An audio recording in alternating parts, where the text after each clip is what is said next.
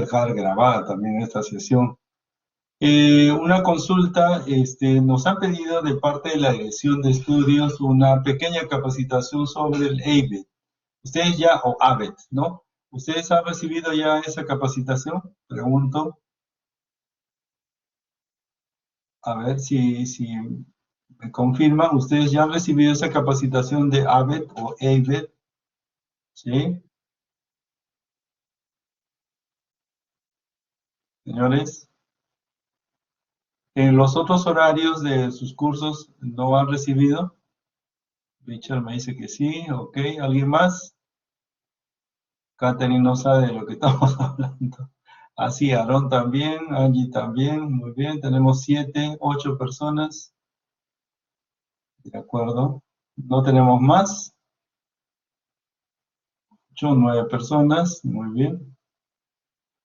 Bien, entonces eso quiere decir que la mayoría no ha recibido. Bueno, les pido un poquito de paciencia entonces a los que ya han recibido, así que vamos a complementarlo con esa presentación, ¿ya? Así que eso es un encargo de la Dirección de Estudios, así que no podemos evitar, así que vamos a cumplir con ello. Lo vamos a hacer lo más rápido posible, ¿de acuerdo? Sin embargo, sí va a ser importante tomar nota, ¿ya?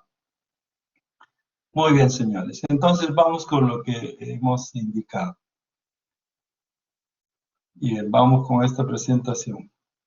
Bien, quiero presentarles lo que significa para la Facultad de Ingeniería Civil el proyecto de acreditación ABET o ABET, ¿no?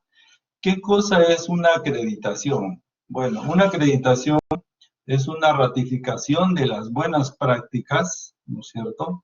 En este caso de la Facultad de Ingeniería Civil, para que los beneficiados, ustedes, los alumnos, tengan, digamos, una capacidad de respuesta adecuada a lo que nos solicita el sistema laboral.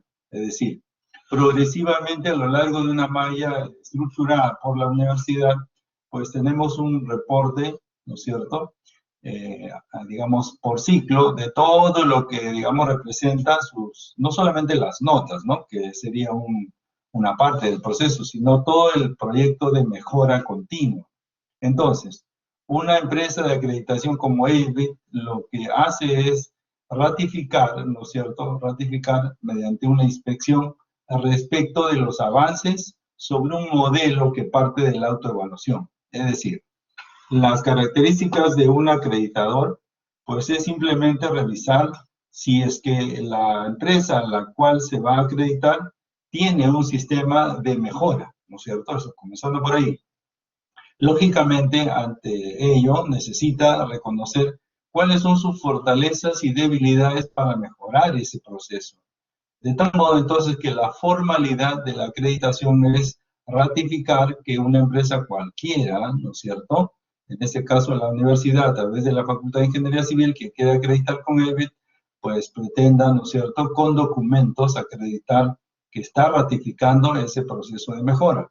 Y claro, eso parte en principio de una autoevaluación y luego de un proceso de ratificación de los criterios de mejora, ¿de acuerdo? En ese sentido, entonces, nosotros queremos hacerle partícipe a ustedes porque en realidad son parte del proceso, como lo vamos a ver, ¿ya? Eso significa entonces que una acreditación es un proceso formal. ¿Qué es un proceso formal?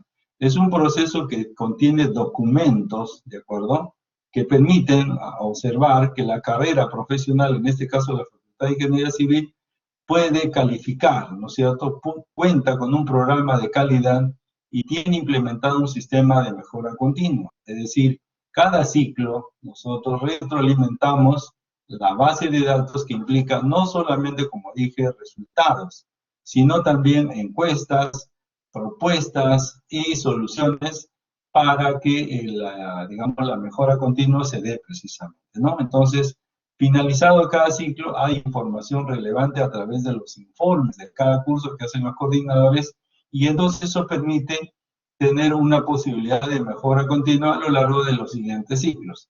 Naturalmente, en ello participan no solamente ustedes como alumnos, sino también las empresas que van a ratificar, ¿no es cierto?, ese estándar de calidad.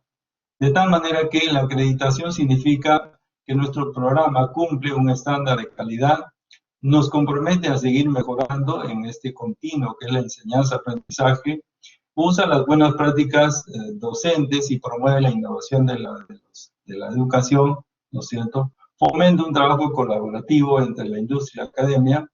Cuando hablamos de un trabajo colaborativo entre la industria y la academia, se refiere a que la industria son los clientes, es decir, las empresas que toman a los profesionales, y la academia es la universidad, es decir, existe una, digamos, una conexión muy directa entre lo que, digamos, la industria del trabajo, es decir, las empresas requieren, y lo que la academia, en este caso la universidad, forma a los estudiantes, ¿de acuerdo? Entonces, existe una relación muy estrecha. Facilita la internacionalización del programa, lógicamente, en la medida que tengamos una, digamos, implementado un sistema de mejora continua, alcanzamos nuevos niveles, y eso significa que entonces la universidad, más allá de tener el prestigio internacional, puede acceder a convenios internacionales como la FIU o la de Texas University, y así, ¿no? Tener distintas alternativas para convalidar no solamente cursos, sino también convalidar carreras. Entonces, es importante mantener esta continuidad de mejora, porque eso garantiza entonces la calidad. Entonces, las acreditadoras lo que tienen por función es eso, certificar el programa de calidad implementando un sistema de mejora, ¿de acuerdo? Entonces, tenemos que darle la importancia al caso y, digamos, ratificar en ese sentido cómo es que se participa de esta manera, porque estas instituciones lo que hacen es, como se dice, rankear a las universidades. Por ejemplo, dentro de los tipos de acreditaciones tenemos institucionales, que es la UAS, ¿de acuerdo?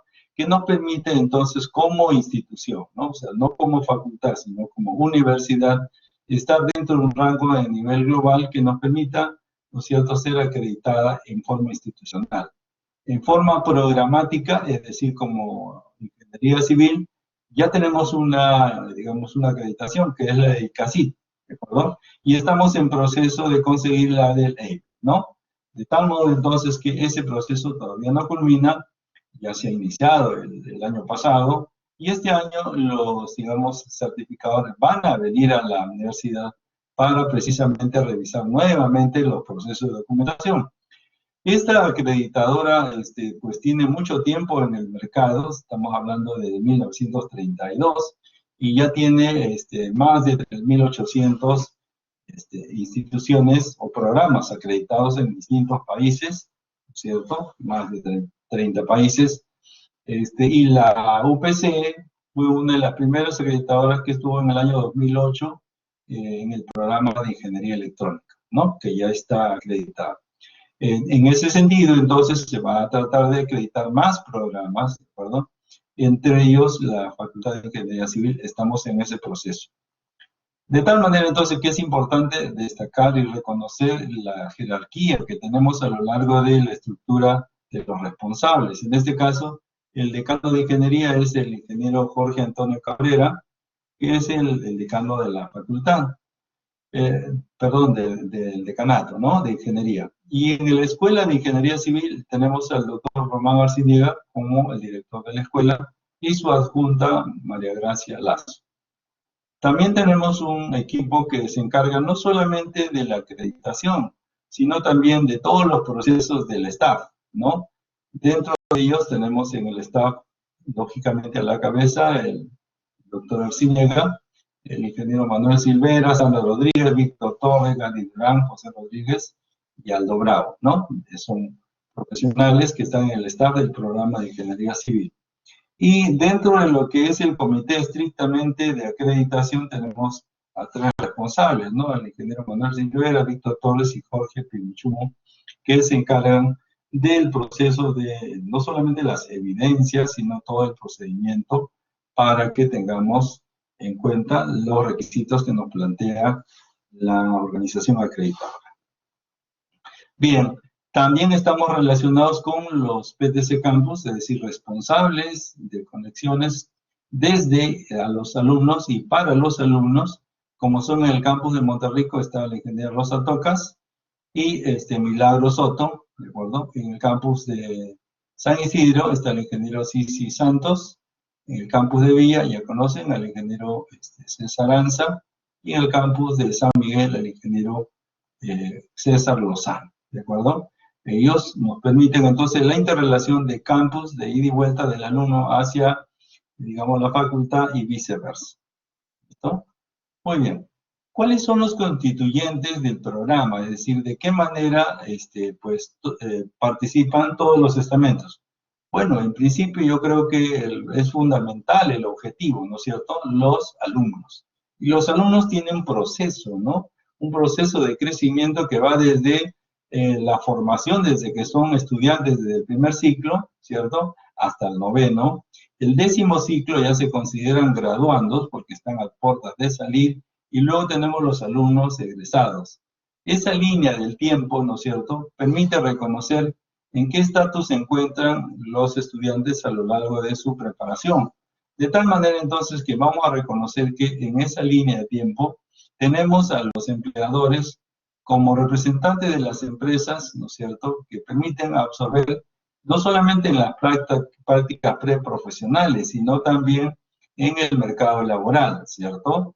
Adjunto a ello tenemos un comité de doctores que nos permite hacer un proceso de retroalimentación y visualizar cómo está la malla curricular, ¿no es cierto?, respecto naturalmente de las necesidades del mercado laboral y de los graduandos. De tal manera que este comité de doctores lo que permite es reforzar la malla, orientarla, dinamizarla, para que los docentes lo apliquen a través del sílabo, ¿no? Recuerden que el sílabo es un documento inherente de desarrollo de la malla curricular. Y en ese sentido, entonces, el comité consultivo lo que va a hacer es ratificar las características de las proyecciones y la implementa hacia los estudiantes. Entonces, este proceso que aparentemente es un círculo, pues es un círculo que siempre converge en la calidad educativa, es decir, promueve una mejora continua.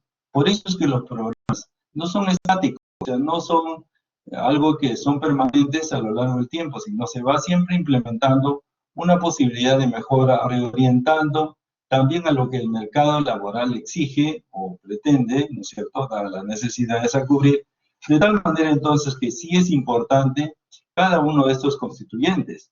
Como comprenderán, el objetivo son ustedes como estudiantes, lógicamente, y una vez que hayan egresado tengan la facultad de desarrollarse en la especialidad que ustedes consideren pertinente, ¿no es cierto? Así contribuimos, ¿no es cierto?, al sector público y privado que representa todo el mercado laboral, ¿de acuerdo? Entonces, todo digamos, este marco de referencia que es la acreditación, pues representa una mejora para el crecimiento de ustedes profesionalmente. Estos resultados del estudiante se miden a través de competencias. ¿Qué cosa es una competencia? La competencia es un conjunto de habilidades, un saber hacer algo de modo específico. Estamos hablando de conocimientos y comportamientos que los estudiantes adquieren a lo largo del progreso de los 10 ciclos.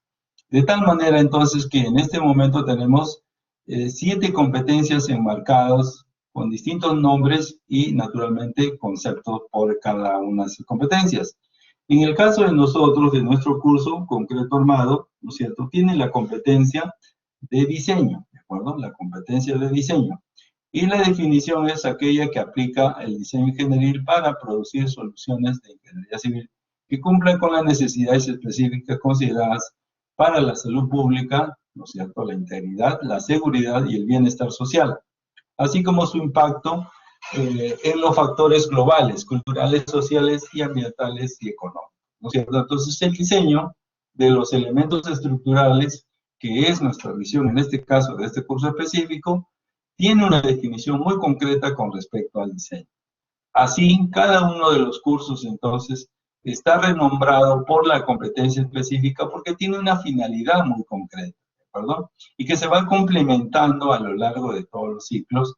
Ustedes tienen 10 ciclos para el desarrollo, ¿no es cierto? De tal manera que en cualquiera de estos ciclos van complementando digamos, las competencias, ¿no es cierto?, de cada uno de los cursos para que al final tengamos una malla suficientemente manejable, una malla que responda a los requisitos del profesionalismo que se da a un alumno y que naturalmente responde a un desarrollo profesional en el área. Eso podemos verlo entonces a lo largo de todo el plan de estudios de pregrado, ¿no es cierto? A lo largo de todos los cursos y naturalmente todos los ciclos, y van adquiriendo, ¿no es cierto?, competencias con niveles de logro, ¿de acuerdo? Esos niveles de logro pues se van a visualizar en el sílabo, lo vamos a ver en un momentito, ¿de acuerdo? Del mismo modo, al igual que tenemos en pregrado, en EP también existe, digamos, esas consideraciones respecto a las características de las competencias y los logros, y que están naturalmente alineados, ¿no es cierto?, a lo largo de todos los ciclos, ¿sí? Ahí los tenemos. El desarrollo no solamente es local, es decir, que se desarrolla dentro de la universidad, sino hay proyección hacia, ¿no es cierto?, la sociedad, y los alumnos tienen la oportunidad de participar dentro de las características que implicaría el desarrollo, digamos, no solamente de laboratorios, sino de conferencias y de capítulos. Es así, por ejemplo, que tenemos un capítulo de estudiantes de la UPC, de la ACI, ¿no es cierto?, en la cual existe una línea de investigación, de desarrollo, en la cual los alumnos se permiten, de alguna manera, progresar en sus, no solamente prácticas técnicas, sino en la educación, y con esto conlleva al crecimiento de la investigación de los alumnos. ¿De acuerdo? De tal modo, entonces, que ustedes participan necesariamente de todas esas actividades y forman el cuerpo de avanzadas, y eso podemos decirlo así, ¿no? De tal manera que su participación es importante, ¿no es cierto? No solamente participan en las encuestas, ¿no es cierto?, de prácticas preprofesionales y de graduandos, el conocimiento de la competencia del curso, participan en las reuniones de delegados, ¿no es cierto? Colaboran con el docente entregando las evaluaciones como evidencias.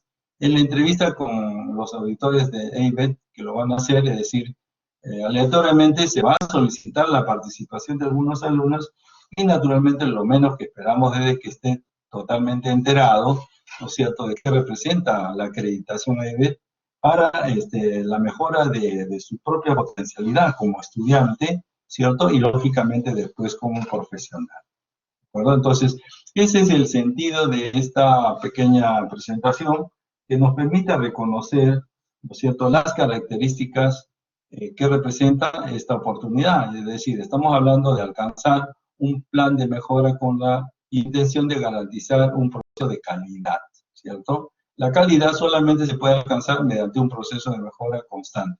De eso se trata. Entonces, la acreditación nos permite eso. Y si nosotros podemos participar de manera consciente y sabiendo que cada ciclo, en cada curso, tenemos no solamente una competencia, sino tenemos un indicador de logro, entonces sería conveniente revisar cada uno de ellos para que al final del ejercicio, digamos, como alumno, uno sepa cuáles son las competencias que son conjunto de habilidades que ha logrado alcanzar. No tiene sentido conocer sin saber para qué, ¿no? Entonces, dentro del proceso, por ejemplo, a nivel macro, podríamos decir que dos líneas importantes en ingeniería civil es la línea de análisis, ¿de acuerdo?, que parte, por ejemplo, de estática, mecánica, materiales, análisis 1 y análisis 2, y luego la aplicación práctica de ese análisis, que es diseño, ¿no? Diseño en concreto armado, diseño de estructuras metálicas, diseño de puentes, ¿cierto? Son ya prácticas muy directas luego del análisis, ¿de acuerdo? Entonces, es importante reconocer y recalcar eso a ustedes como estudiantes, porque ustedes participan del desarrollo de esa malla, ¿de acuerdo? Participan de eso. ¿Dónde se encuentra y cuál es mi competencia del curso? Eso lógicamente está en el sílabo, y el sílabo lo tienen ustedes al alcance. Sin embargo, nosotros podemos revisar allí la competencia, ¿no es cierto? Cuál es su competencia y cuál es el nivel de logro, ¿de acuerdo? Para ello, entonces, bastará con revisar, pues, naturalmente el sílabo. Supongo que todos tienen su sílabo, ese documento que es importante, porque cuando usted al finalizar su carrera, es importante que tenga, por lo menos en archivo, sin necesidad de imprimirlo, por cierto, sobre qué base ha desarrollado su carrera, es decir, cuáles son las competencias, cuáles son los niveles de logro que ha alcanzado, porque si ha salido aprobado es porque ha alcanzado esas competencias, ¿cierto? Entonces, es importante destacar que el sílabo debería ser un documento que ciclo a ciclo usted debería ir archivando para tener al final un file, ¿no es cierto?, de archivos, y haber logrado, ¿no es cierto?, durante estos 10 ciclos, no simplemente pasar de curso, ¿no? Porque eso no tiene sentido, sino qué competencias he logrado y de qué competencias se fundamenta el desarrollo profesional que ha logrado usted. Entonces, para ello, pues lógicamente la visita de auditoría de la acreditación AMEL va a venir este próximo semestre, es decir, en octubre. Sin embargo, entonces nosotros debemos mantener el material, ¿no es cierto?, que hemos venido consignando desde hace un par de años por lo menos, para que este proceso de acreditación se ratifique y se verifique, ¿no es cierto? Entonces los acreditadores tendrán una comisión, ¿no es cierto? Ese comité tendrá la oportunidad de alternar no solamente con los administradores, que en este caso sería la cabeza a través del doctor Romano, ¿no es cierto? Sino también a través de los profesores, a través del alumnado, a través de todas las instancias que implican esta verificación, ¿de acuerdo? Entonces esperemos que ustedes, no solamente más allá de que lo entrevistemos, ¿no? Ustedes sean conscientes que existe un plan de desarrollo de mejora continua que está ligado a través del desarrollo del sílabo ciclo a ciclo, ¿sí? Muy bien, solamente para finalizar esta parte, vamos a reconocer que si no lo tienen, o en todo caso yo les sugiero que lo bajen, porque este documento está en el aula virtual, ¿no es cierto? Este es el sílabo para este ciclo, ¿no? 2021-01, el código es 60650, y a lo largo de esta descripción en la primera instancia, pues tenemos no solamente la misión y la visión, sino la descripción del curso, ¿no es cierto? Y el propósito del curso, ¿perdón? El propósito del curso.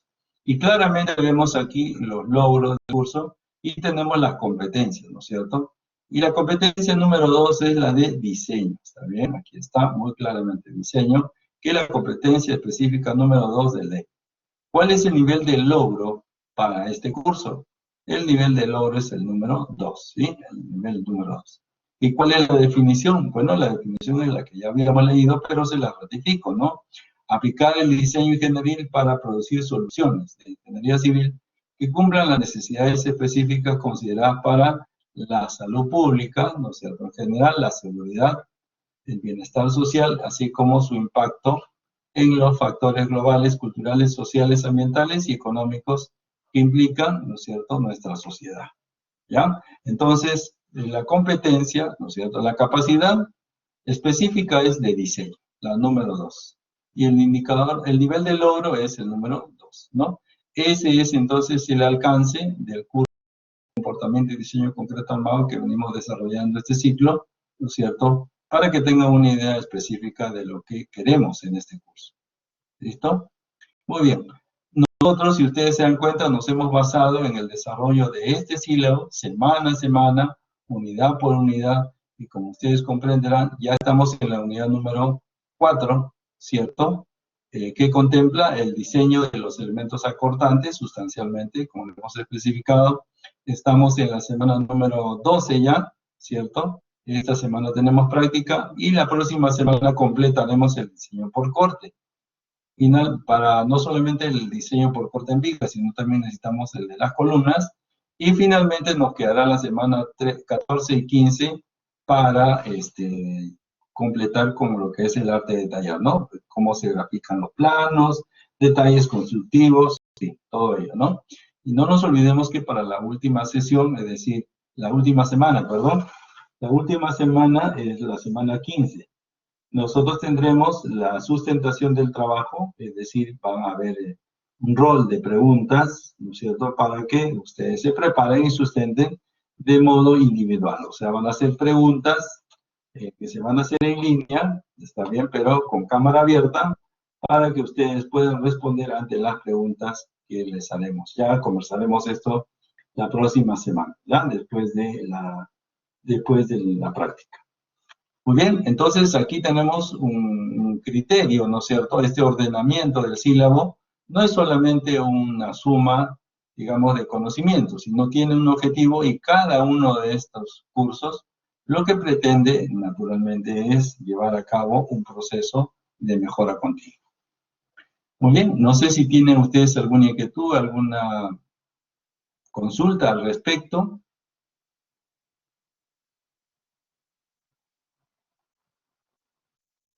Señores, en este momento tenemos 32 alumnos, muy bien, tenemos bastante alumnado, y necesitamos ver si tienen ustedes alguna inquietud, alguna consulta. De lo contrario, podríamos ya pasar a nuestro tema concerniente al día de hoy. Muy bien, gracias a las personas que están contestando, ¿cierto? Como han comentado al principio, varios alumnos ya han recibido esta pequeña capacitación o información, así que esperemos que quede fundamentado en lo que significa la acreditación, ¿de acuerdo?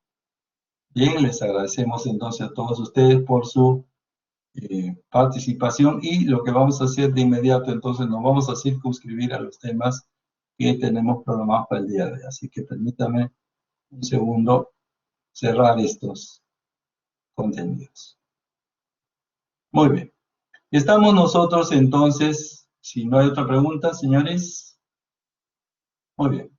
Estamos nosotros entonces en el, digamos, en el desarrollo del diseño por cortante en viga, ¿cierto? El diseño por corte, ya habíamos visto que debido a la tracción diagonal que representan las rajaduras, el nombre correcto debía ser diseño por esfuerzo de tracción diagonal, pero se ha tipificado como diseño por corte.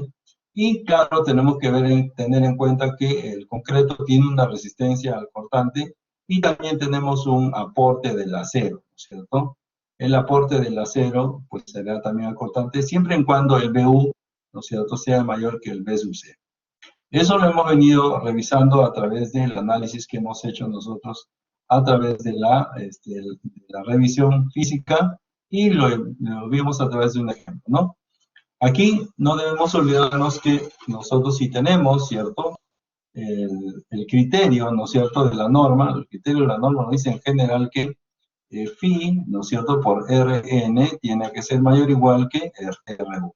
Para nuestro caso, dado que tenemos el cortante, ¿no es cierto?, y que el valor de phi es igual a 0.85, entonces tendríamos que revisar que la capacidad nominal del cortante, ¿cierto?, tiene que ser mayor o igual al BU actuante. ¿Estamos? Entonces aquí tenemos dos valores que vamos a chequear, ¿cierto?, a lo largo, y lo vamos a aplicar. Primero, el B sub n es la capacidad nominal, que no es otra cosa que la suma de la capacidad del concreto más la capacidad del acero. Y en ese sentido ellos también tienen límites, ¿de acuerdo? Lo vamos a verificar.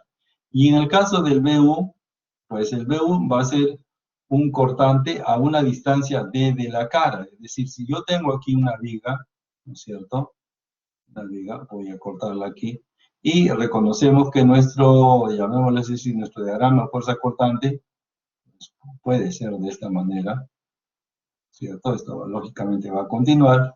Entonces, probablemente este BU sea el valor que ustedes normalmente tomen, pero la norma me dice, a ver un momentito, primero vamos a determinar a dónde se produce esta falla, ¿cierto? ¿A dónde se produce esta falla? Y habíamos trabajado en la clase pasada que esta falla se produce a una distancia de peralte efectivo, es decir, a esta altura, ¿cierto? Esta altura. Este valor de aquí será el BU que nosotros debemos tomar, ¿de acuerdo? Así. Este de aquí, no. ¿Ya? Entonces, eso lo vamos a ratificar mediante dos criterios. El primero, como estamos indicando aquí, no voy a tomar a la cara el valor máximo, sino a una distancia de la cara. ¿Por qué hacemos esto? Porque reconocemos, ¿no es cierto?, porque reconocemos aquí que naturalmente, ¿no es cierto?, a una distancia D de la cara, ¿cierto?, se produce esta fisura, ¿de acuerdo? Esta fisura se produce a esa distancia. Entonces, no podríamos considerar el cortante que se da a esta altura de aquí, ¿no es cierto?, si sabemos que se da a una distancia D de la cara. Esa es la razón por la cual, entonces, se toma en cuenta el BU, ¿está bien? Este BU lo vamos a tomar en cuenta a partir de del efecto que produce, ¿cierto? Aquí, permítame, esta altura de aquí, este es el BU que vamos a tomar, ¿de acuerdo? Este BU que aparece aquí, no, ¿ya? Así, ¿listo? Ese es el punto de referencia, muy bien. De tal manera entonces que nosotros, perdón, se salió, no importa. De tal manera entonces que nosotros vamos a ver cuáles son los límites, ¿no es cierto?, de acuerdo a la norma. En el caso de este cortante, habíamos visto en la clase pasada que se da, ¿no es cierto?, esta distancia D, si es que tenemos estas condiciones, ¿no? Es decir, el apoyo está con presión, al igual que sucede en un apoyo de un muro o de una columna, ¿cierto? Una distancia de siempre en cuando suceda eso. Pero si es que tenemos ese apoyo como un elemento en tirante, en tracción, pues lógicamente la sección crítica y el BU estará en la cara, ¿sí? Del mismo modo, si tenemos nosotros un cortante que se produce a una distancia de la carga y tenemos un elemento adicional de carga, entonces el cortante se trasladará a la carga. ¿Está bien? A la carga. Muy bien. Hay elementos importantes de consideración como son, naturalmente, lo que significaría la capacidad, ¿no es cierto?, nominal del concreto, que es este de aquí.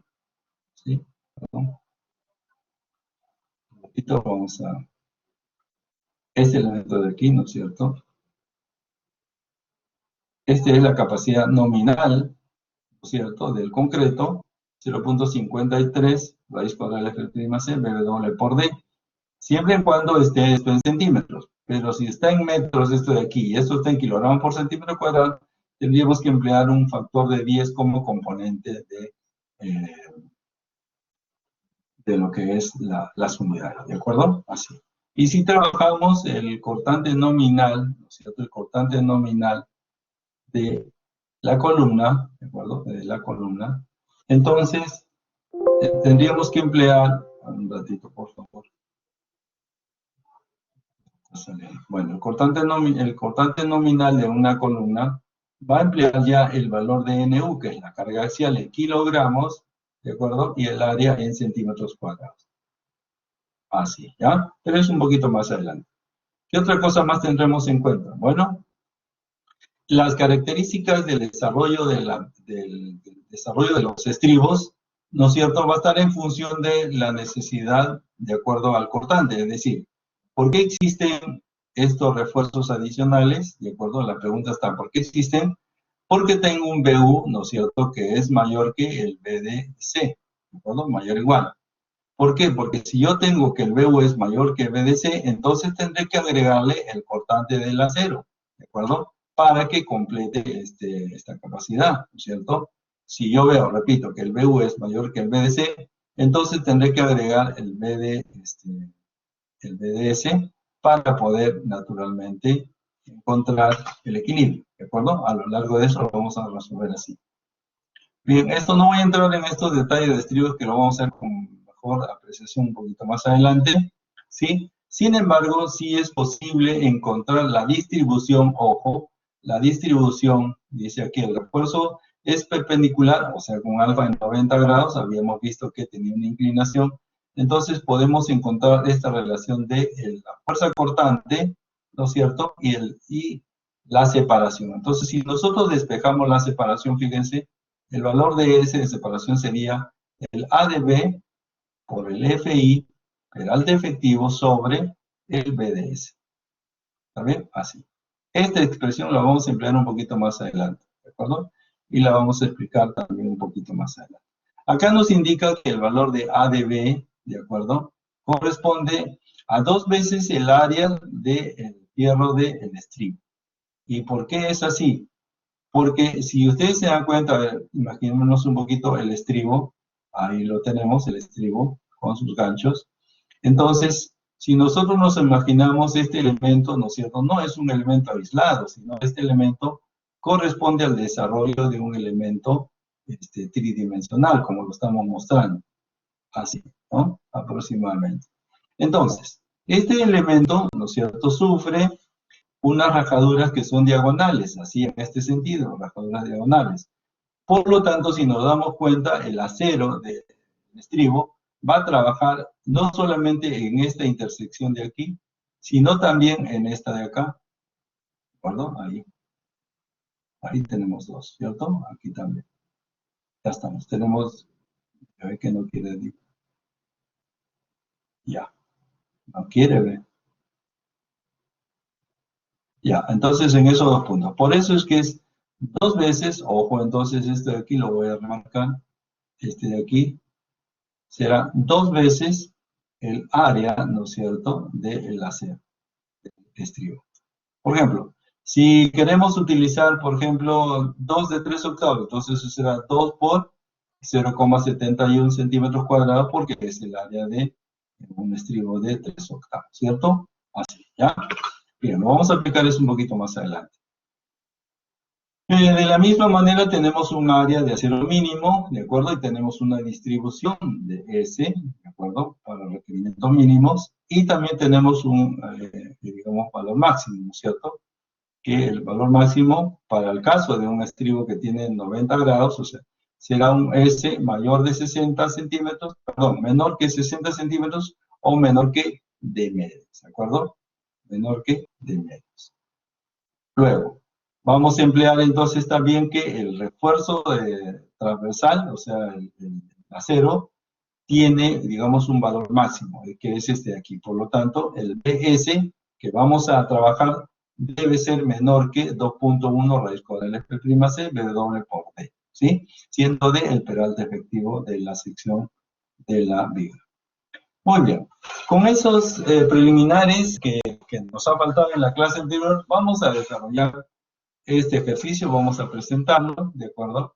Para que lo tengamos presente. Sin embargo, aquí hay varias salvedades que hay que tomar en cuenta, ¿de acuerdo? Varias salvedades. ¿A qué me refiero con esto? Y vamos digamos, realzar. Bueno, en este caso, nos dice que vamos a diseñar el refuerzo por corte, ¿no es cierto?, de esta viga. Y esta viga dice que se muestra en la figura. Ahora, ¿qué características tiene esta viga? Es una viga simplemente apoyada. Por lo tanto, repito, es una viga simplemente apoyada. Es decir, no tiene columnas. Es como si yo tuviera una viga, imaginémonos, así, ¿de acuerdo? Y tenemos a la derecha y a la izquierda una viga. Así, una viga de apoyo. Y a mi derecha también una viga de apoyo. Eso significa. ¿Está bien? Esta viga entonces tiene esta distancia de 6.5, ahí está esa distancia, y tiene una viga a la izquierda y una viga a la derecha. Bueno, como querramos verlo, ¿ya? Esta viga, ojo, esta viga, si no tiene columnas, o sea, no participa del pórtico resistente. Quiere decir entonces que esta viga, ¿no es cierto?, está, dice, sometida a una carga que incluye el peso propio, o sea, carga muerta, y una carga viva. O sea, tiene solamente, repito, carga muerta y carga viva. ¿Estamos? Es decir, no incluye la carga de sismo. Por lo tanto, la viga se analiza como una viga sin sismo. ¿De acuerdo? Sin sismo. ¿Eso qué significa? Que será suficiente el capítulo número 11, ¿de acuerdo? El capítulo número 11 para el diseño de este elemento. ¿Por qué? Porque si tuviéramos, voy a colocar aquí una viga, ¿no es cierto? Una viga con sismo, vamos a tener que reconocer que debemos incidir en el capítulo 21. ¿De acuerdo? Capítulo 21. ¿Qué nos da el capítulo 21? Aparte del capítulo 11, con todas las disposiciones o recomendaciones sismo resistentes. Lo veremos hacia el final. ¿Listo? Muy bien, entonces repito. Esta viga que se muestra en la figura, por eso hago el realce, esta viga que se muestra en la figura, es una viga sin sismo, o sea, es una viga simplemente apoyada, ¿no es cierto? Podría ser una viga continua, podría ser también, ¿no? Pero en este caso es una viga simplemente apoyada, ¿de acuerdo? Muy bien, nos dicen también que tiene un refuerzo longitudinal que está distribuido en 2 capas. En la gráfica del corte tenemos aquí que esta viga es de 35 por 60, ¿de acuerdo? Y el peralte efectivo, ¿no es cierto?, dado que tiene 2 capas, es 51 centímetros, ¿no es cierto? Porque, bueno, entendemos que esta distancia de aquí es 9 centímetros, ¿cierto? 9 centímetros, 2 capas, ¿ya? El F'(C) es 280 y el FI 4200. Así que vamos a desarrollar entonces este primer intento de diseño, porque es un primer intento para que conozcamos el proceso, pero con la salvedad, sigo insistiendo, de que esta viga es una viga simplemente apoyada y no tiene sismo, ¿de acuerdo? No tiene sismo. Muy bien, vamos entonces con ese criterio a plantear nuestros procesos. El primero que debemos reconocer es que, pues tenemos nosotros aquí, ¿no es cierto?, el principio de el omega amplificado, es decir, yo necesito amplificar las cargas para encontrar naturalmente el diagrama de fuerza cortante. Y aquí tenemos la amplificación de la carga muerta y la carga viva, y tendremos entonces 10.766 kilogramos por metro. ¿De acuerdo? Eso es lo primero que tendríamos. Lo siguiente que tendríamos, ¿no es cierto?, nosotros, es, lógicamente, aparte de la carga repartida, tendríamos que reconocer que nuestro diagrama, ¿no es cierto?, de fuerza cortante, está en función de las reacciones. O sea, primero debo encontrar la reacción a la izquierda, la reacción a la derecha, y como comprenderán, esto de aquí representa 34.989,5 kilogramos. Y esta de aquí de la misma manera, 34.989,5 kilogramos. ¿De acuerdo? Así. Eso nos permite entonces, aquí voy a poner esto un poquito más acá, ya, eso nos permite entonces dibujar el diagrama de fuerza cortante, ¿cierto? Este es nuestro diagrama de fuerza cortante, ¿no? Que reconocemos que en el apoyo, tiene en este punto de apoyo aquí, sube, ¿no es cierto?, esta distancia. Esa distancia es precisamente el cortante, ¿no? 34.989.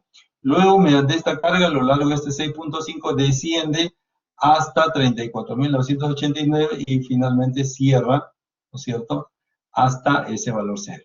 Y entonces, si unimos esos dos extremos, tendremos nosotros el valor del diagrama de fuerza cortante. Sin embargo, como ya hemos establecido, el BU que vamos a utilizar, repito, el BU que vamos a utilizar, no está precisamente a la cara, sino está a una distancia D de la cara, ¿cierto? Esa distancia D de la cara representa el penante efectivo, que ya lo hemos, digamos, obtenido, nos han dado como dato, ¿no? Pero lo podemos obtener también. Entonces podemos plantear una relación, ¿no es cierto?, proporcional desde este punto que es la instancia intermedia, o sea, aquí tendría 3.25 y podríamos hallarlo proporcionalmente. O podremos hacer un corte, ¿no es cierto? Podemos hacer un corte o un corte a una distancia de 0.51 metros, ¿no? Y calcular naturalmente el cortante. Y ese cortante nos va a salir 29.498,84 kilogramos. Y es con este BU que vamos a plantear, ¿cierto? Aquí representa ¿qué cosa? El BU. Y esto tiene que ser, ¿qué cosa? Tiene que ser menor o igual que phi B sub n, ¿cierto? Así, ¿ah? B sub n. Bien, entonces vamos entonces a referirnos a esta relación. Bien. Entonces, el cortante, ¿no es cierto?, a una distancia D de la cara, espero que eso esté claro, ¿no es cierto? Es decir, no vamos a tomar esa a una distancia D de la cara, y este es el valor, ojo, no vamos a tomar el cortante a la cara, sino a una distancia D de la cara. La razón la tenemos aquí, la puedo regresar otra vez para que no haya ninguna inquietud o duda, ¿cierto? Aquí, permítanme un segundo. Aquí está, ¿no es cierto? La razón por la cual, repito, nosotros estamos colocando esta distancia de la cara, porque ya se ha detectado, y lo hemos visto en la clase pasada a través de un ensayo, que el cortante se produce precisamente en este quiebre, a una distancia de la cara, entonces no está al apoyo, ¿no? A la cara del apoyo. ¿Listo? Muy bien. De tal manera entonces que ahora vamos a considerar ¿cuál es el aporte, una vez que tengamos eso, cuál es el aporte del concreto, ¿cierto? El aporte del concreto representa entonces, el aporte del concreto representa el valor de 0.53 por el F'C, raíz cuadrada del F'C, W por D, ¿cierto? Tengo 280, 35 centímetros, 51 centímetros, y eso me da como resultado 15.830 kilogramos, ¿cierto? Como yo necesito el B sub C por phi, entonces sabiendo que el phi es 0.85, esto para el diseño por corte, tendríamos que el valor, ¿no es cierto?, del cortante ya último sería 13.455,8 kilogramos, ¿no? Así. Entonces, Ese valor de aquí, ¿no es cierto?, que representa el valor de phi B sub c, 13.455.88, está a una distancia de 2 metros, ¿de acuerdo? Está a una distancia de 2 metros. ¿Y para qué nos sirve esto? Porque podemos reconocer que aquí, en este rango, ¿no es cierto?, nosotros necesitamos, ¿qué cosa? Necesitamos colocar estribos. ¿Por qué? Porque si ustedes se dan cuenta, el B sub U aquí, ¿no es cierto?, es mayor que el phi B sub C. ¿Está bien? Entonces, ¿qué quiere decir? Que yo necesito añadirle aquí, ¿no es cierto?, el efecto de el acero, porque de lo contrario voy a tener un déficit. Repito, esta diferencia la va a asumir el phi B sub S. ¿De acuerdo? El cortante total es 29.000 y el concreto soporta en 13.455. La diferencia lo va a tener que tomar el estribo. ¿Perdón? El estribo. ¿Listo? Muy bien. Vamos entonces ahora a calcular cuál es el aporte del cortante del acero en ese tramo, ¿no es cierto? Lo primero que consignamos es que el B sub U, ¿no es cierto? Ya lo sabemos, pero lo vamos a ratificar. B sub U es phi por B sub C más B sub S. Si despejamos el valor de B sub S, pues tendremos que dividir B sub U entre phi menos el B sub C, ¿no? Ahí estamos. Entonces, si hacemos esa diferencia, nos va a salir 29.498.8, ¿no es cierto?, entre 0.85, que representaría el valor de phi para el cortante, y menos los 15.000, la capacidad del concreto nominal, ¿la? Ojo, este es nominal, ¿cierto? ¿No? Este es el nominal. Muy bien, tendremos aquí 15.000.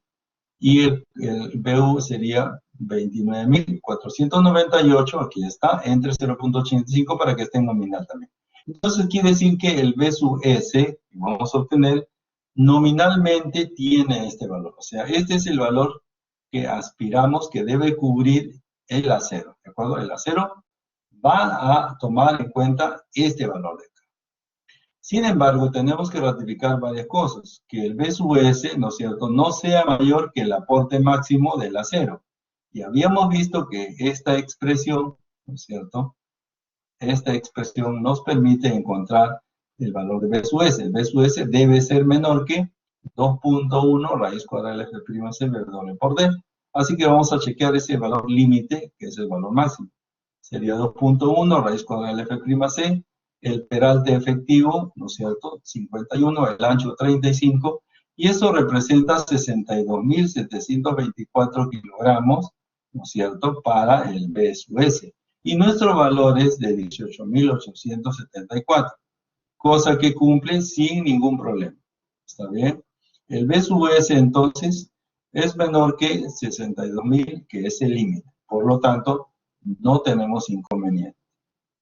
Entonces, podemos distribuir los estribos, ¿de acuerdo?, para ese tramo, B sub S, mediante esta expresión, ¿cierto? Aquí la tenemos, que ya lo habíamos despejado en el ejercicio, perdón, en páginas atrás, ¿cierto? Y entonces podemos reconocer aquí que A sub B es 2 por 0,71. Repito, ¿por qué es 2? Vamos a poner por aquí esto otra vez. Aquí tengo el estribo. ¿Por qué es 2 veces por el área del acero? Porque se corta al acero en dos partes, ¿cierto? Se corta el acero en dos partes, ¿de acuerdo? Porque tengo rajaduras en las dos caras, y esto es un estribo que confina la sección rectangular. Por lo tanto, tengo 2 veces el área del acero mínimo es, en este caso, 3/8. Repito, cuando usamos un acero longitudinal, ¿no es cierto?, puedo usar un estribo hasta de 3/8. ¿Está bien? Así. Por lo tanto, el acero de 3/8 tiene un área de 0.71 centímetros cuadrados. Esa es la razón que tenemos aquí, este número 2, ¿cierto? El FI 4200, el peralte efectivo 51, y el B sub S, el valor que hemos encontrado hace un momento. Y eso me da entonces un valor de separación de S de 16 centímetros. ¿Listo? Eso. ¿Ya? Eso por un lado. Por otro lado, tenemos que chequear el S máximo, ¿de acuerdo? ¿Qué cosa es el S máximo? El S máximo representa, de acuerdo al espaciamiento máximo del numeral 1155 del capítulo 11, ahorita lo vamos a chequear, y vamos a verificar también que el BS, ¿no es cierto?, sea menor que lo que se expresa en el espaciamiento, ¿no? 18.000, ¿no?, que es el cortante, y este es el valor de el 1.1 raíz cuadrada de F', ¿no es cierto? Muy bien, vamos a buscar esta información que tenemos aquí en la norma, ¿de acuerdo? Para que lo liguemos a la norma, repito, un segundo. Vamos a buscar entonces, aquí tengo la norma, ¿de acuerdo? Vámonos al capítulo 11, que creo que es el 85, o un poquito más, ¿no? Aquí está, el capítulo número 11, ¿de acuerdo? Y aquí tenemos entonces digamos, la capacidad de resistencia del concreto más el del acero, ¿no? Como respuesta nominal, ¿no es cierto? De tal manera entonces que nosotros tenemos que cubrir esa necesidad. Eso por un lado.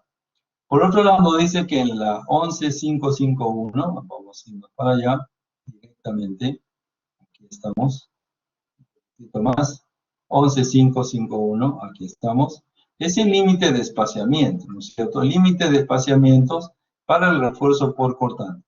Y aquí en la 11551 nos dice que el espaciamiento de refuerzo del cortante colocado perpendicularmente al eje de elemento no debe exceder la distancia de medios, o sea, el peralte efectivo, en los elementos concretos no preforzados, ¿no? Dice 0.75H para elementos preforzados, no es preforzado, como no preesforzado, ni tampoco dice debe ser mayor que 600 milímetros, o sea, 60 centímetros, en ambos casos. Entonces, no debe exceder de medios, ni tampoco debe exceder de 60 centímetros, ¿de acuerdo? Entonces, vamos a aplicar ese criterio, ¿de acuerdo? Lo tenemos por aquí, estamos.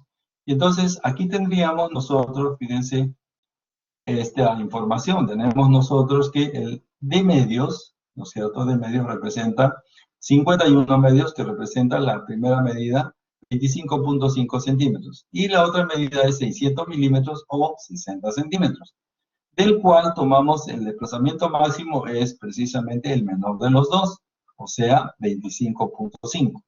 ¿Ya? 25.5. Sin embargo, en la práctica no creo que coloquemos 25.5, sino 25 centímetros, que sería mucho más apropiado.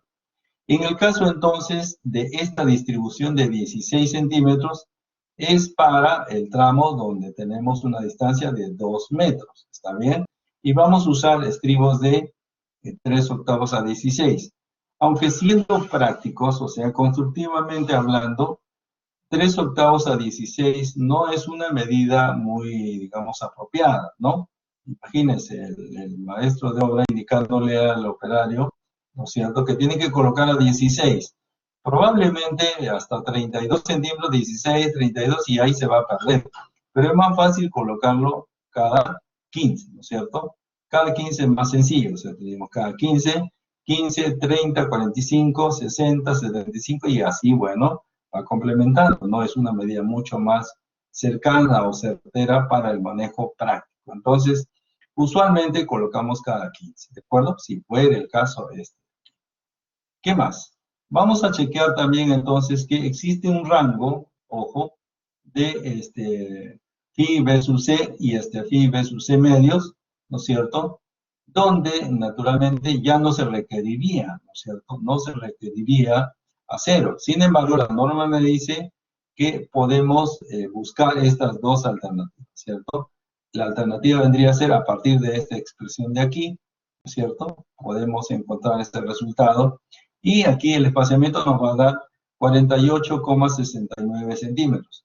Pero este valor es mayor que el desplazamiento, la distancia máxima que hemos encontrado anteriormente. Por lo tanto, nos quedamos con 25.5.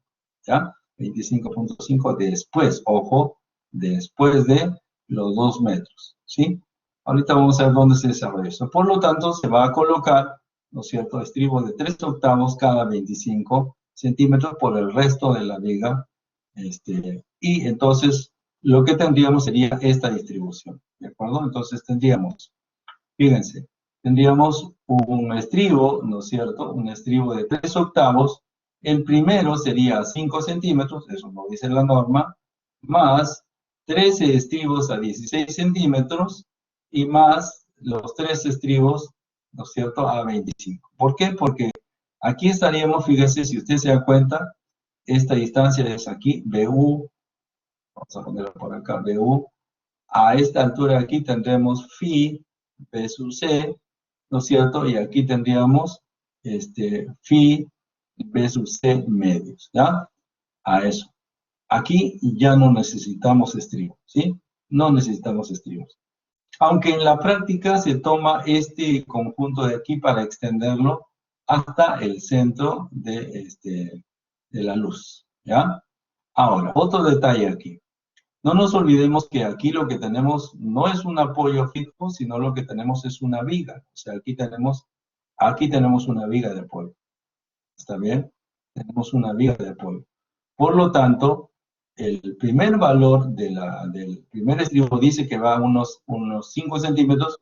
Por lo tanto, el primero, esto será 5 centímetros, ¿de acuerdo? A la cara. ¿Está bien?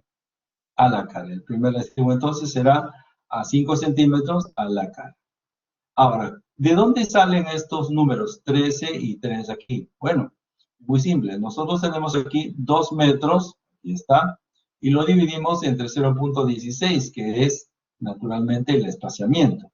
Y eso nos da 12,5. Siempre incrementamos por exceso, ¿no es cierto?, los números naturales, si es que es 12.5, entonces esto será 13, ¿no es cierto? Por eso aparece aquí 13.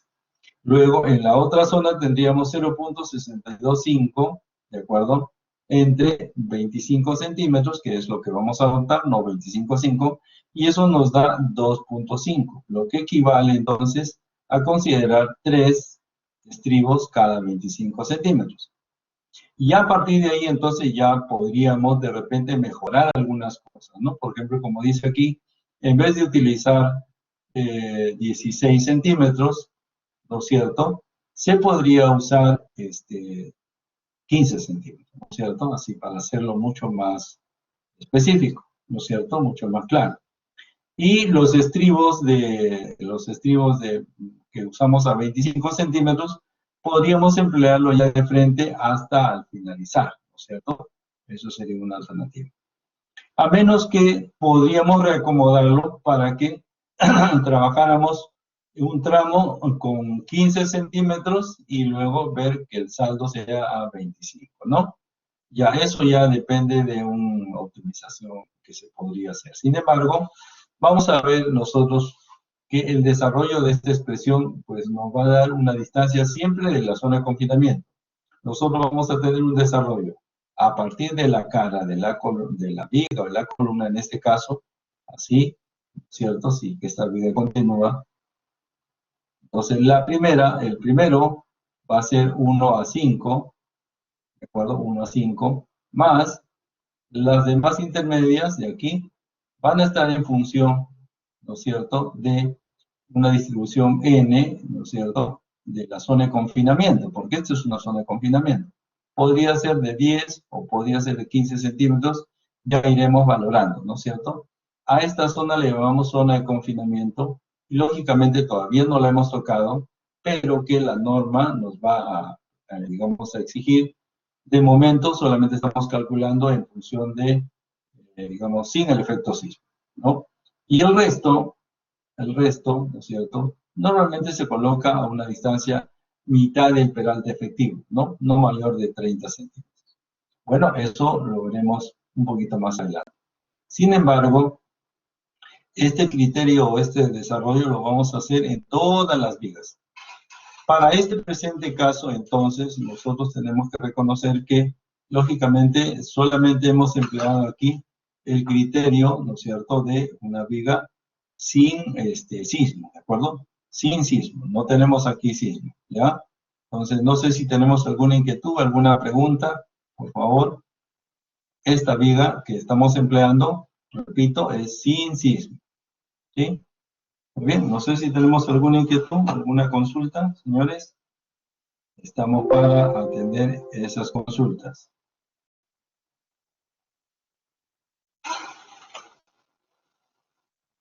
¿Alguna inquietud?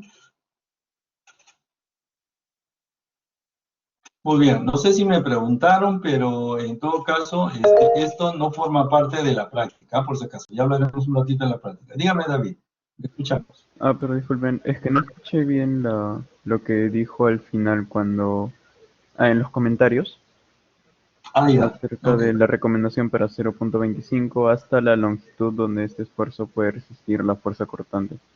Porque el Eso medio es es en donde menos fuerza cortante se produce. No entendí bien eso. correcto. Así es. Lo que pasa es lo siguiente, mire, un poquito para aclarar esa parte, ¿no es cierto?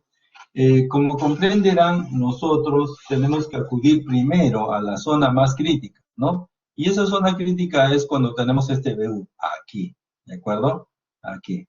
La siguiente zona crítica es el valor, esta altura, ¿no es cierto? Cuando hemos hallado phi, B sub C, ¿de acuerdo? Es decir, toda esta zona de aquí, usted reconoce la diferencia, esto representa el B sub S, ¿de acuerdo? Entonces, aquí necesariamente requiere estribos. ¿Cómo lo calculamos? Con el valor de S, ¿no es cierto? El valor de S es A de B, por el FI, por el peralte efectivo, por el B sub S. Precisamente este B sub S es el que está aquí, ¿de acuerdo? Sin embargo, en este tramo de aquí, ¿no es cierto? Hasta acá, tenemos la posibilidad de tomar la mitad, es decir, aquí tener phi B sub C medios. Y podemos realizar este conteo. Sin embargo, aquí ya no se necesita estribo. En este rango de aquí, ¿no es cierto? En este rango de aquí no se necesita estribo. Pero en la práctica, ¿qué se hace? Se coloca todo este rango, ¿no es cierto? Todo este rango, el estribo que hemos hallado aquí, ¿de acuerdo? El estribo que hemos hallado en esta parte intermedia. Eso es lo que se da ya en la práctica real, ¿ya? En la práctica real. ¿Por qué? Porque la intención es no desproteger el riesgo de una falla por cortante, ¿ya? No desproteger el riesgo de una falla por cortante. Entonces, aquí, voy a cambiarle el color para que se note mejor. Acá es necesario, ¿de acuerdo? Aquí lo que saque, pero en este rango de aquí no se necesita, ¿de acuerdo? Sin embargo, en la práctica se utiliza este estribo para colocarlo a lo largo de todo este tramo.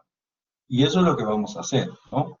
Claro, esto es una recomendación sismoresistente. En este momento solamente hemos diseñado hasta este tramo de acá, ¿no es cierto? Ahí nada, ¿ya? Ahora, lo que sí es práctico, bueno, es recomendación, ¿no es cierto? Es no utilizar cifras un poquito caprichosas, ¿no?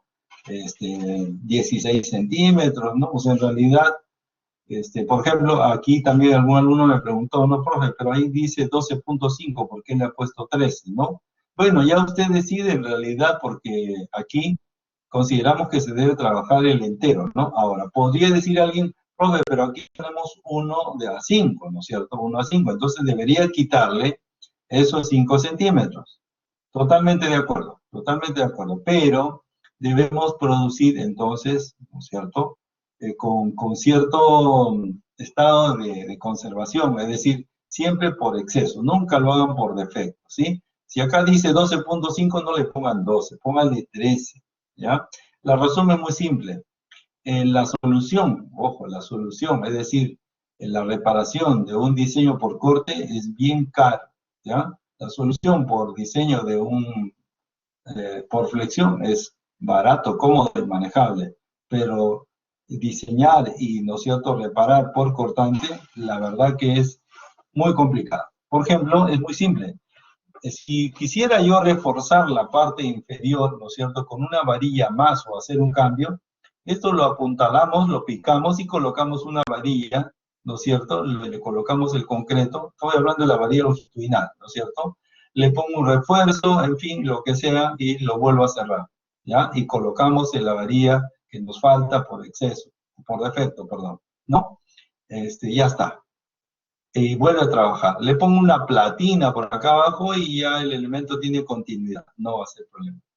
Yo le pregunto, si le faltara aquí un estribo, le faltaran estribos, ¿cómo colocamos esa, digamos, ese estribo? ¿Cómo lo colocamos?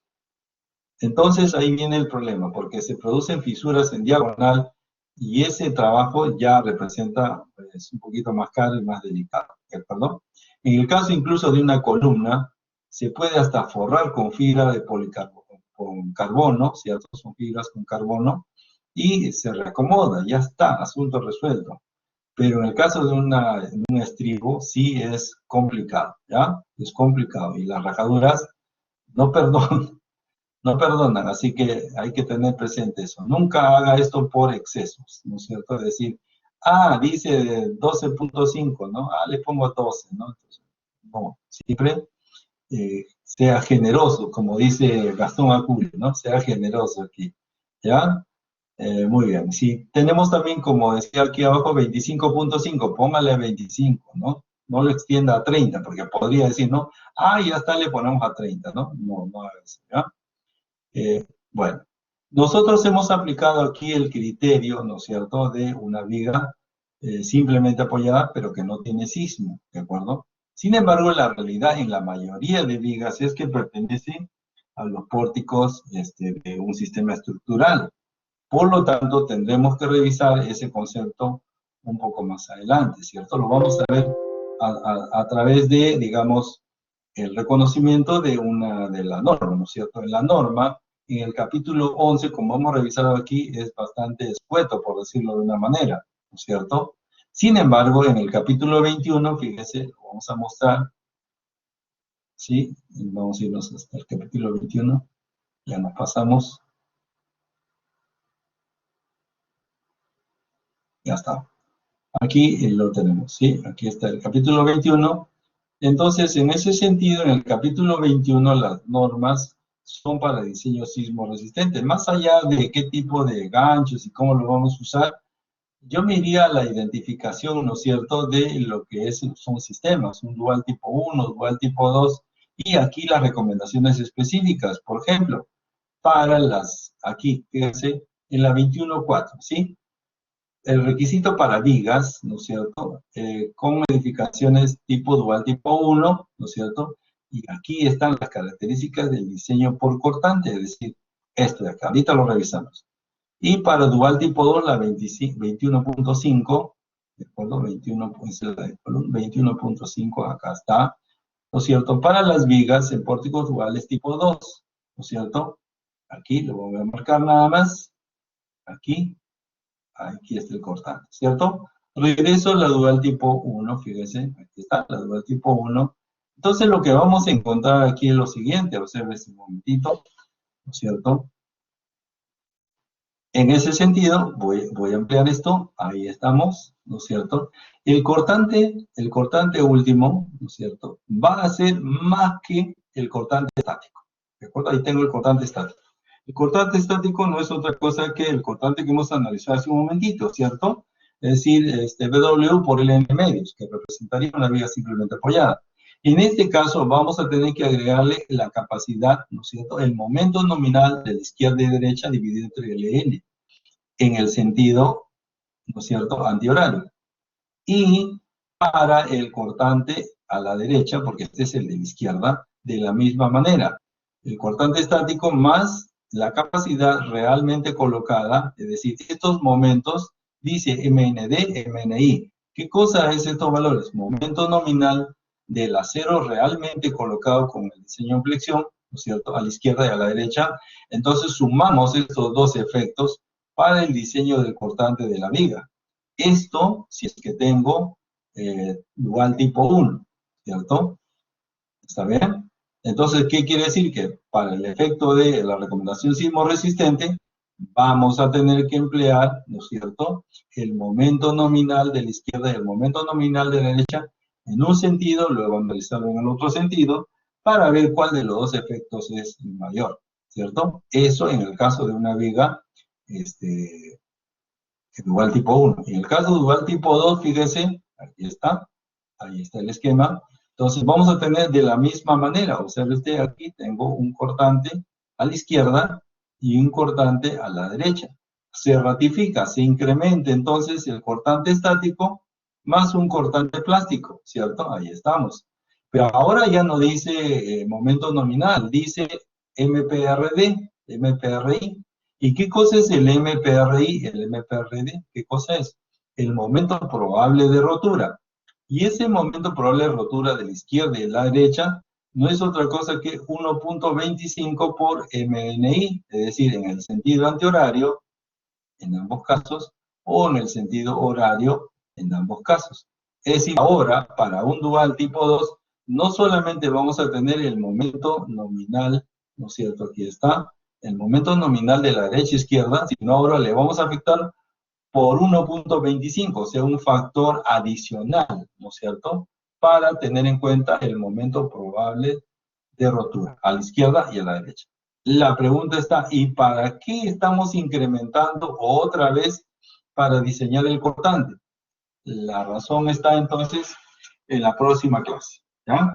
Sin embargo, vamos a hacer una pequeña introducción para que usted sepa por qué la norma hace este tipo de recomendación, ¿cierto?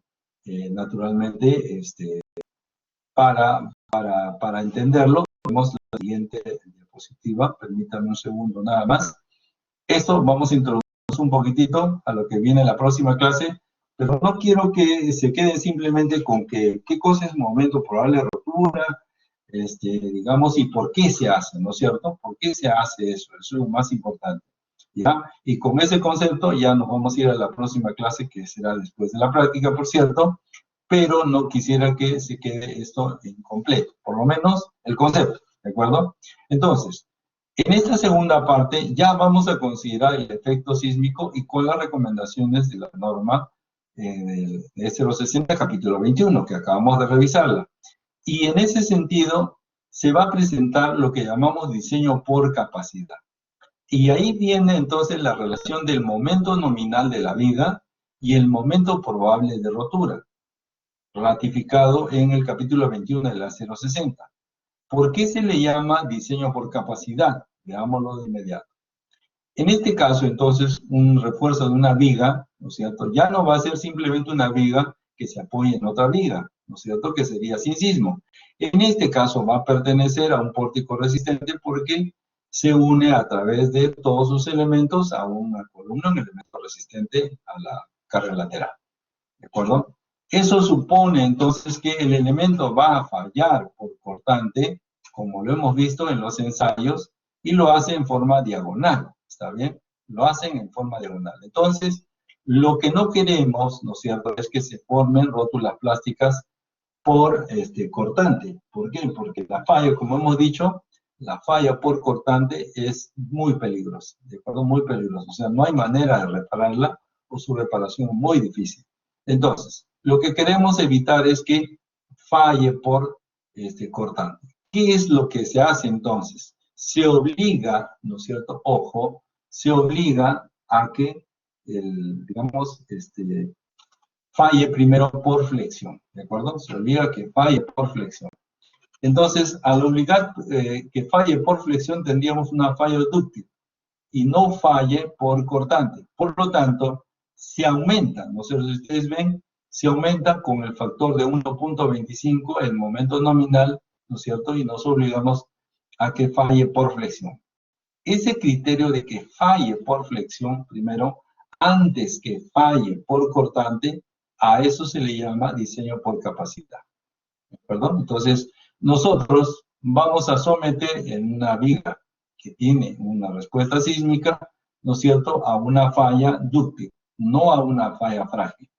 ¿Qué es una falla frágil? Bueno, que falle primero el cortante y luego digamos, la fuerza del momento flector, ¿cierto?, de la viga.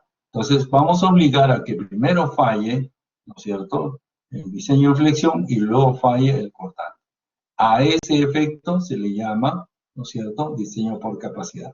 ¿Por qué? Porque más allá de ese incremento, se está tomando en cuenta el acero realmente colocado. ¿Está bien? Recuerde usted que el momento nominal representa el momento o la capacidad interna, ¿no es cierto?, no al diseño, sino la capacidad de respuesta de una viga ante una solicitud de un momento. ¿Está bien? Entonces, el momento nominal no es otra cosa que la capacidad interna de respuesta debido a que tiene ya un acero longitudinalmente encontrado por flexión. De tal modo, entonces, que el momento probable de rotura es un incremento del 25% para generar ¿qué? Que falle primero, ¿no es cierto?, el momento vector, pero el cortante va a fallar después. ¿Está bien? Va a fallar necesariamente después. Eso es lo que pretendemos. Que falle, repito, por flexión, ¿no es cierto? Pero por cortante se le incrementa el acero. Si ustedes se dan cuenta, se le incrementa el acero. No lo tengo aquí, permítanme un segundo. Bueno, ya fíjense, nos avanzamos mucho más, pero bueno, aquí lo podemos plantear. Permítanme un segundo nada más. Aquí, fíjense, voy a ampliar esto un momentito más. Aquí, fíjense, voy a cambiar esto para que se note claramente de lo que estoy hablando. Me refiero entonces en este caso, ¿no? Aquí nosotros tenemos el efecto del cortante, ¿de acuerdo? Es decir, del cortante estático. Aquí le estoy incrementando un cortante más, o sea, este cortante último es el cortante plástico más el cortante estático. Eso significa, ¿ya? Este cortante plástico, ¿qué cosa es? La suma de los dos momentos probable de rotura. ¿Y qué es el momento probable de rotura? El momento nominal amplificado, izquierda o derecho. ¿Y qué cosa es el momento nominal? La capacidad de respuesta de una sección ante la flexión.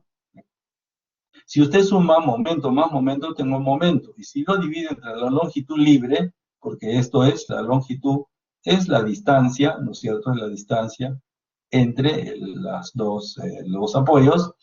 Estos, repito, si yo sumo momento probable de rotura más momento probable de rotura, eso es un momento. Si lo divido entre la longitud, me dará precisamente un cortante. A ese cortante, ¿no es cierto?, que es un cortante plástico, sísmico, por llamarle así, también se le llama. Entonces le agrego el cortante estático y entonces me va a generar un BU más alto. Es decir, exijo más, ¿de acuerdo?, al cortante, al estribo. Por lo tanto, esa recomendación es parte de la situación que nos aplica el criterio del capítulo 21, que lógicamente lo desarrollaremos con mucha calma en la siguiente clase, ¿de acuerdo? Pero no quería dejar de mencionar entonces que el diseño que estamos aplicando para la concepción del diseño sísmico es por capacidad. A eso se le llama diseño por capacidad. Capacidad porque tenemos un momento nominal amplificado y el momento nominal no es otra cosa que la capacidad de respuesta de un acero realmente colocado.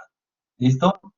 Ya, el detalle de los demás puntos de este diseño por cortante con sismo tiene más requisitos, lo vamos a revisar, fíjese, tiene más efectos, ahí lo consideraremos para el próximo, digamos, la próxima clase y haremos los ejercicios pertinentes para resolver esta situación problemática, que sí, ya es parte del examen, ¿de acuerdo? Esto no ingresa en la práctica número 2, que vamos a desarrollar en la próxima clase, es decir, el día miércoles. Sin embargo, sí, el diseño por cortante, en el caso de vigas y columnas, forma parte de la evaluación del examen final, ¿ya? Pero todavía tenemos un poquito de tiempo para resolver esto con mayor solvencia. Muy bien, señores, no quiero avanzar más acá que esto, que hemos trabajado también con el otro horario. Y naturalmente, esperemos que de alguna manera les haya permitido tener una mejor visión del diseño por cortante. Muy bien, si tenemos alguna inquietud, alguna cuestión adicional, como les dije, la práctica, sí, dígame David. Profesor, solo quería consultar si es que en la siguiente clase veremos la continuación de este tema o solamente se tomará el examen. Solamente la práctica, ¿sí? Porque como ustedes tenemos el día miércoles, ¿no es cierto?, de 7 a 9 y la práctica dura de los 7 a 10 minutos, ¿sí? Toda la De práctica, acuerdo, ¿ya? profesor, gracias. Ok, María Fernanda, dígame, ¿le escucho? Profesor, buenas noches. Tengo ¿Qué tal? dos preguntas puntuales respecto a la práctica. ¿Ya? La primera Dígame. es que en el tema de amplificación por esbeltez, utilizando los deltas, Sí. hemos aprendido que las cuantillas debemos hallarla respecto a cada combinación, es decir, hallar un PU y un momento U máximo, sea en el eje Sí, X o Y para cada combinación. Esto sí, significa que serían 10 cálculos. Entonces, sí. nosotros en la práctica debemos desarrollar el procedimiento de los 10 cálculos respecto a las 5 combinaciones, o solo será No, tiene, necesario escoger el PU máximo y el MU no, máximo, pero sí sin tiene, importar que sean de distintas combinaciones. claro, pero para demostrar que usted está encontrando el máximo valor, tiene que mostrar la respuesta de cada una de las combinaciones. No necesito que hagan el detalle de uno por el otro, más, no, o sea, el desarrollo, no, sino el resultado, sí. ¿Está bien? Claro, Creo o que se sea, me entiende. es que mi duda es, sí, lo tengo en claro que tengo que desarrollar las 5 combinaciones, los resultados, pero me Ya. refiero al hallar la cuantía, a eso me refiero. No, no, no, Sol- no, no, no hay no solamente el mayor valor va a completar el proceso del análisis por condición biaxial, ¿no? Si eso le preocupa, solamente utiliza, ¿no es cierto?, la cuantía, ¿no?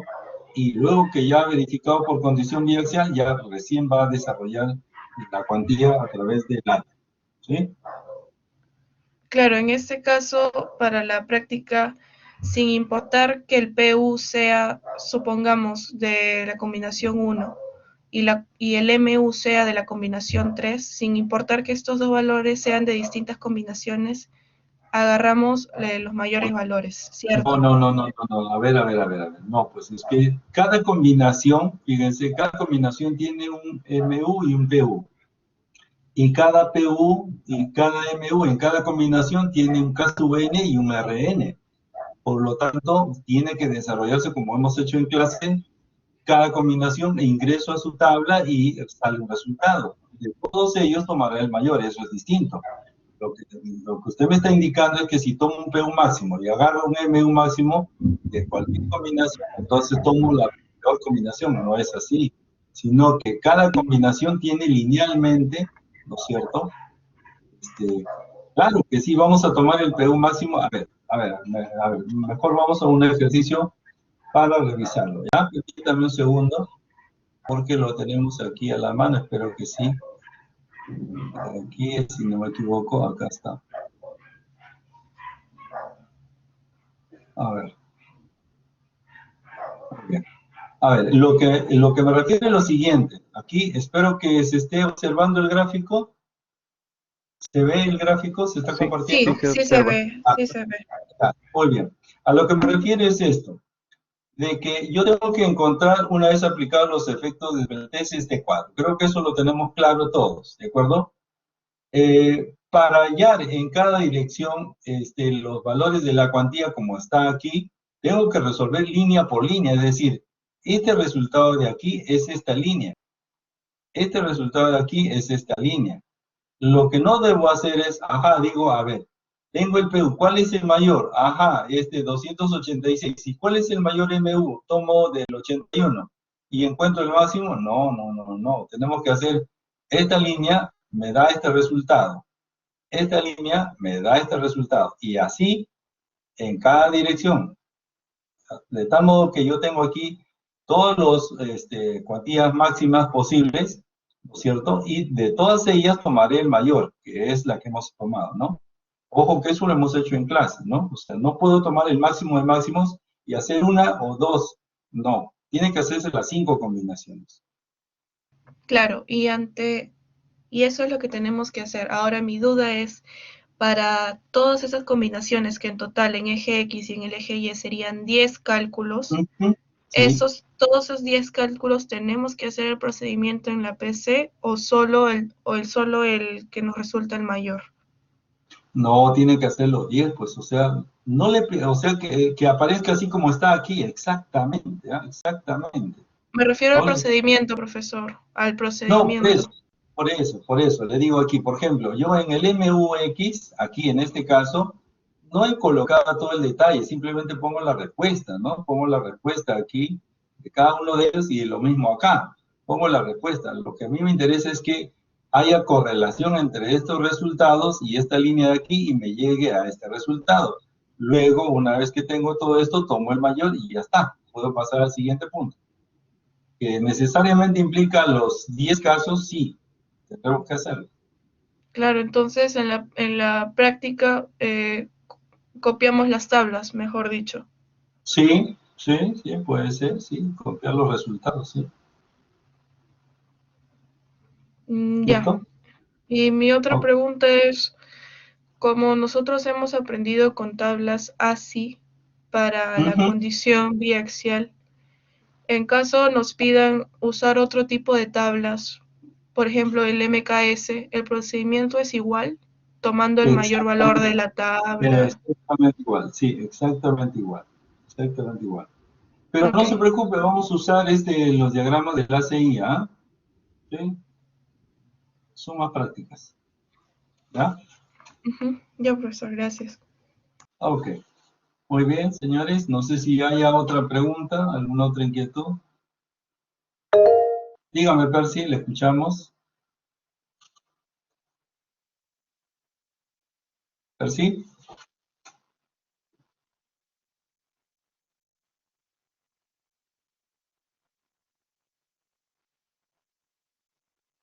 Muy bien, Profesor, les estaba comentando, Percy, profesor, ¿se me escucha? Sí, ¿verdad? a ver, Ahora sí.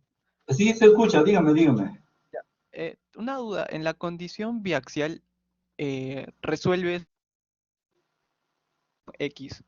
Eso se debe a que los momentos son mayores, ¿verdad? No le escuché muy bien, por favor, si me puede repetir. En la Ah, condición ok, biaxial, en la condición biaxial resuelve solo en la dirección X. O sea, solo resuelve el KNX y el RNX ah, y ajá, ya, obvia la otra la dirección, dirección. claro, Ah, porque es exacto, una ajá. sección cuadrada, ¿no? Por eso. Solo, es solo por eso, ¿no? Ah, solo por eso.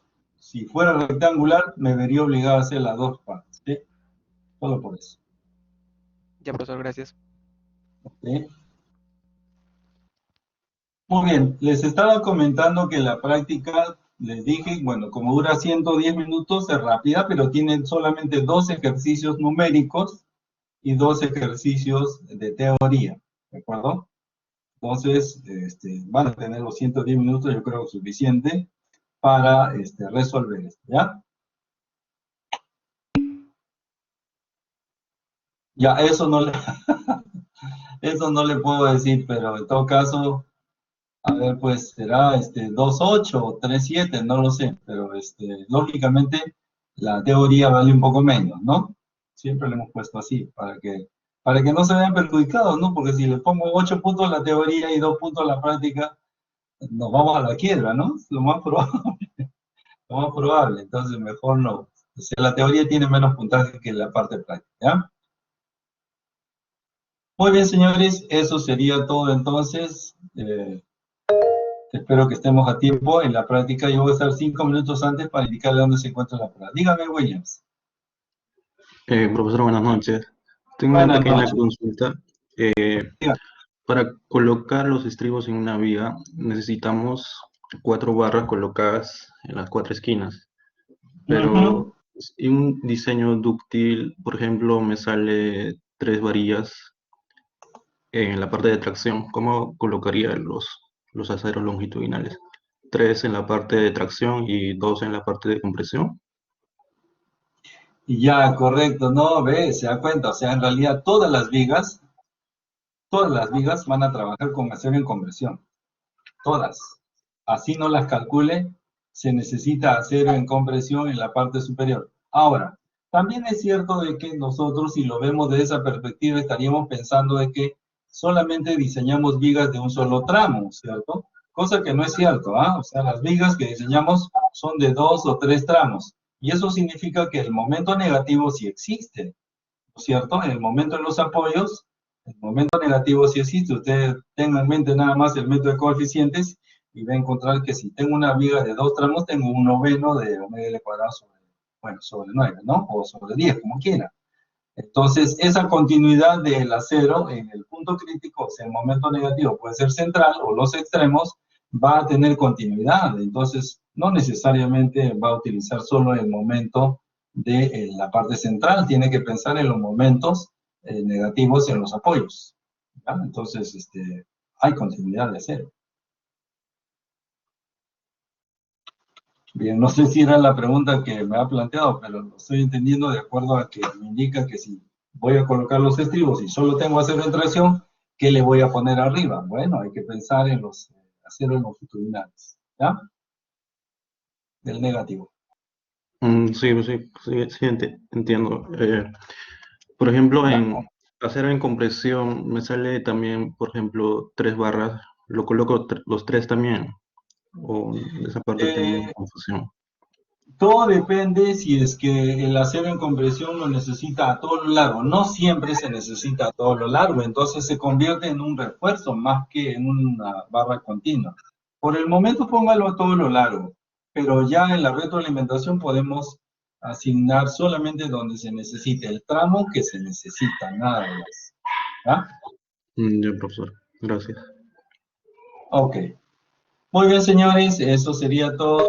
Les agradezco. Ah, tenemos una última, ya. A ver, Percy, Sí, profe, una última pregunta. En diga. mi anterior pregunta, o sea, me refería cuando pasas de la condición o bueno, del efecto de esbeltez a condición biaxial. Porque, por ejemplo, en el efecto de esbeltez sacas 2 cuadros, uno en dirección X y el otro en dirección Y.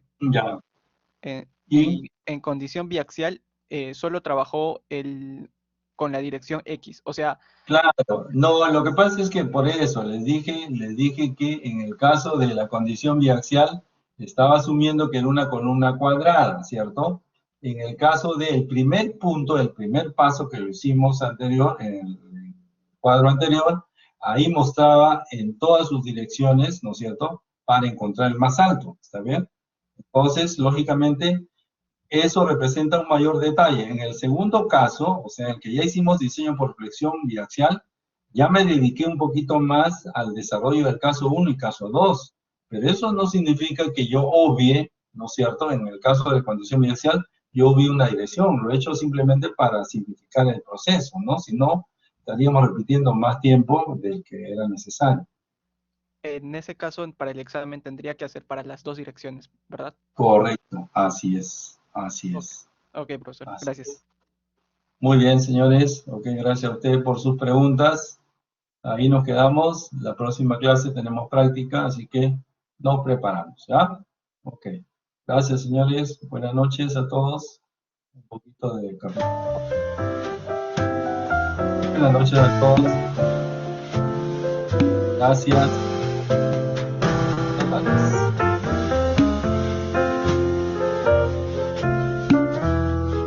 Buenas noches. Buenas noches. Gracias. Gracias, chicos.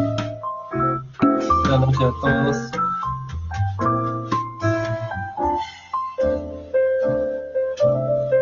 Hasta luego. Ok, las gracias, señores. Buenas noches, ¿ah?